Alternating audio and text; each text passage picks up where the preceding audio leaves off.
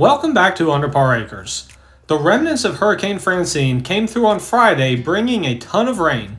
And with the belief that a lot more rain was coming later Saturday evening, we decided we were going to try and quickly get the fairway around the putting green chopped up and ready to seed.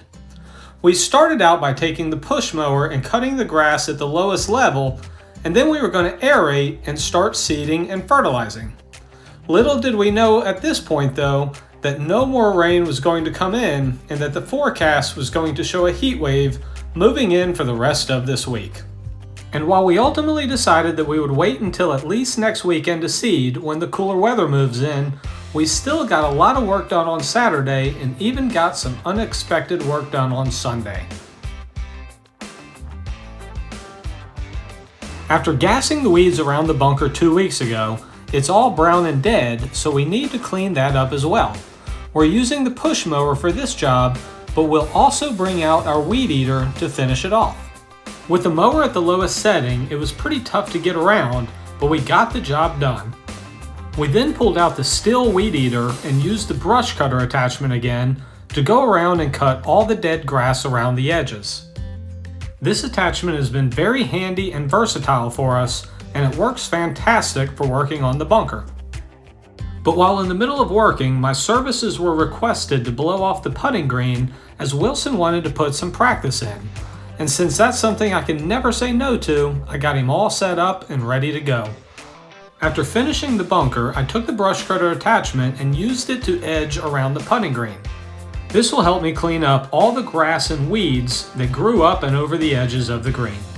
But while I was working, I had yet another friend come over and want to practice on the green. But I finished up with the edging, and I'll come back with the string attachment soon to get all the grass off the green. Next up, I decided to use the reel mower to try and mow even lower, as I want to be sure we get the seed all the way down to the ground. Since we are going to heavily aerate, we likely didn't need to do this, but it certainly doesn't hurt.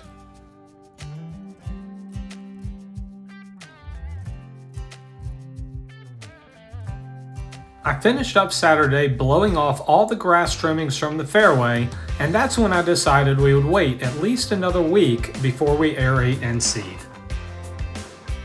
So on Sunday, I changed the plan and decided to hook up the turning plow to the tractor and go over to the driving range field and get started tilling up where we're going to grow a grass tee box again for next spring. I don't intend to go all out quite yet, but I do want to do a more thorough job than I did last year. So I'm going to chop up the tee box, plant ryegrass, and then come back before winter and start heavily sanding to get it more level. The single row plow is all I have, but it works really well. Last year I did not do this and I only used the disc plow and the results were not very strong. I'm hoping that turning the tee box before we till it with the disc will help provide much better results. But regardless, this is one of my favorite attachments to use, and it's pretty addicting once you get started.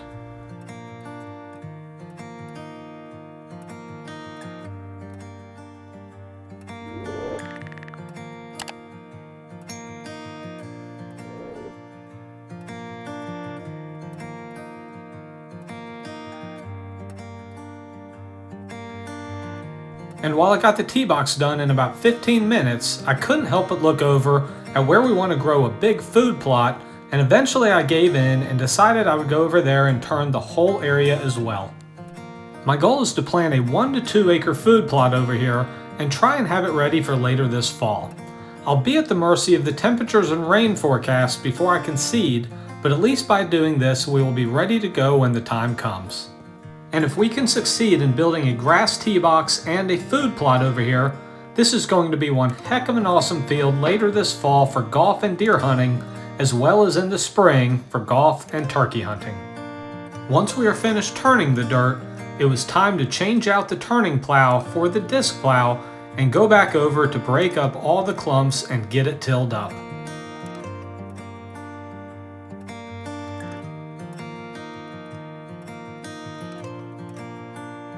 I tilled over both the tee box and the food plot twice, and it's starting to look ready for seed. Now we just have to sit back and wait on some rain and cooler temperatures to show up so that we can get the seed in the ground.